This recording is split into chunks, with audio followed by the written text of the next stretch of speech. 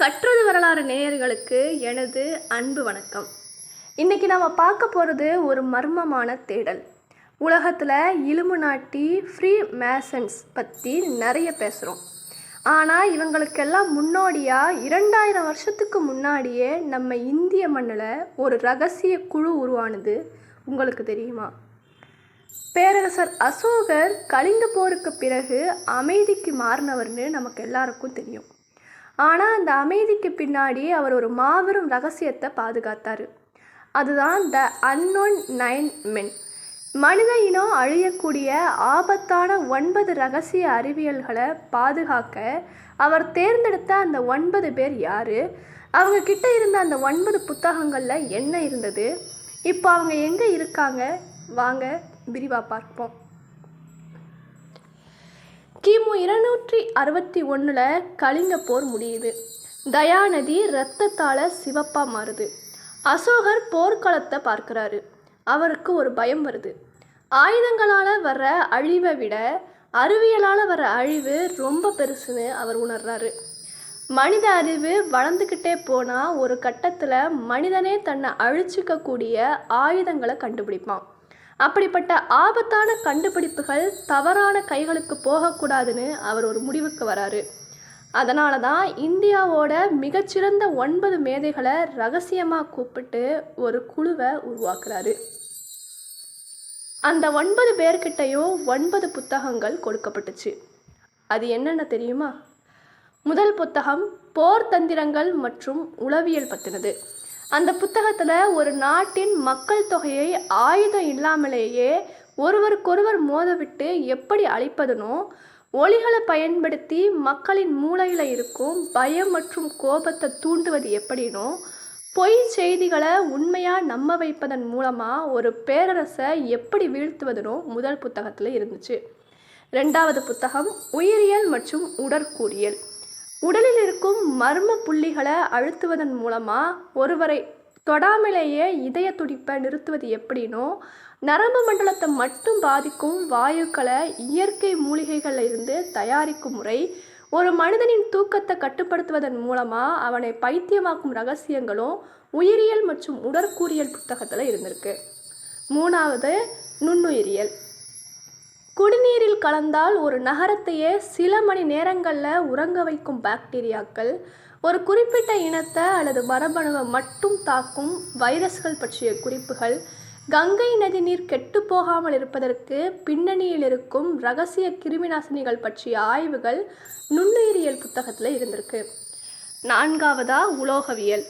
துருவே பிடிக்காத உலோக கலவைகளை உருவாக்குவது எப்படினோ, மிக குறைந்த எடையில் ஆனால் வைரத்தை விட வலிமையான கேடயங்கள் மற்றும் வாள்களை தயாரிக்கும் ரகசியமும், ஒரு உலோகத்தை இன்னொன்றாக மாற்றும் வேதியியல் மாற்றங்களும் உலோகவியல் புத்தகத்தில் இருந்திருக்கு. 5வதா தொடர்பியல்.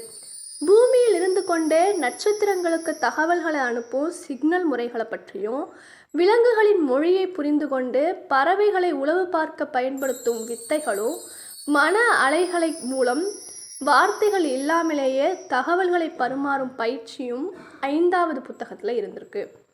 6வதா புவியீர்ப்பு விசை.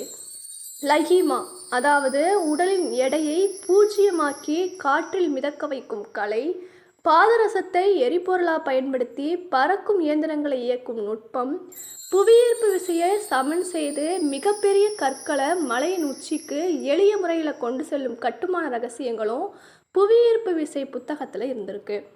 7வதா அண்டவியல். விண்வெளியில் இருக்கும் கருத்துளைகள் மற்றும் வேறு உலகங்களுக்கு செல்லும் வாசல்கள் பற்றிய வரைபடங்களும், பூமியின் சுழற்சி வேகத்தை வச்சு காலத்தை கணக்கிடும் துல்லியமான கணித முறைகளும், நட்சத்திரங்களின் நிலையை வைத்து எதிர்கால பேரழிவுகளை முன்கூட்டியே அறியும் முறையும் அண்டவியல் புத்தகத்தில் இருந்திருக்கு. 8வதான புத்தகம் ஒளி. கண்ணாடிகளை பயன்படுத்தி சூரிய ஒளியை ஒரு புள்ளியில் குவிச்சு பல மைல் தூரத்தில் இருக்கும் எதிரி கப்பல்களை எரிக்கும் கதிராயுதம் பற்றியும், ஒரு பொருளின் மேல் ஒளி பட்டு திரும்பாமல் செய்து அந்த பொருளை கண்ணுக்கு தெரியாமல் மறைக்கும் கலையும், ஒளியை பயன்படுத்தி மூளையில் மாய தோற்றங்களை உருவாக்கி எதிரிகளை மிரட்டுவது பற்றியும் 8வது புத்தகத்தில் இருந்திருக்கு. கடைசியாக 9வது சமூகவியல். ஒரு நாகரிகம் உச்சத்தை அடைந்த பிறகு ஏன் தானாகவே அழியுதுங்கிறதுக்கு 100 காரணங்கள், மக்கள் தொகையை கட்டுப்படுத்தவும் அதே சமயம் திறமையானவர்களை மட்டுமே உருவாக்கவும் கடைபிடிக்க வேண்டிய சமூக விதிகள், மதம் மற்றும் நம்பிக்கைகளை பயன்படுத்தி ஒரு சமூகத்தை எப்படி நீண்ட காலம் ஒற்றுமையாக வைத்திருப்பதனோ சமூகவியல் புத்தகத்தில் இருந்திருக்கு. இது வெறும் கற்பனை தானா? இல்லை. 1923 டால்போர்ட் மன்டி அப்படிங்கிற எழுத்தாளர் இதை பற்றி ஆதாரங்களோட ஒரு புத்தகம் எழுதுகிறாரு. அதில் 2வது போப் சில்வெஸ்டர் 10ஆம் நூற்றாண்டில் இவர்கிட்ட ஒரு விசித்திரமான செப்புத்தலை இருந்துச்சுன்னு அதை அவர்கிட்ட பேசணும்னு எழுதியிருக்காரு. இது அசோகரின் குழு கொடுத்த தொழில்நுட்பம்னு சொல்லப்படுது.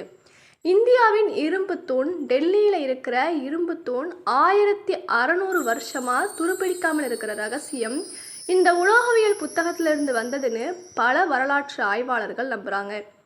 அந்த 9 பேர் இன்னும் இருக்காங்களா? இந்த குழு தலைமுறையாக ரகசியமாக இயங்குறதா சொல்லப்படுது. உலகத்தில் ஒரு பெரிய கண்டுபிடிப்பு நடக்கும்போது அது ஆபத்தானதுன்னு தெரிஞ்சால் இந்த குழு அதை தடுத்து நிறுத்துவாங்கன்னு ஒரு நம்பிக்கை இருக்குது. அசோகர் செஞ்சது சரியா? அறிவியலை ஏன் ரகசியமாக வைக்கணும்? ஆனால் இன்னைக்கு நடக்கிற போர்களை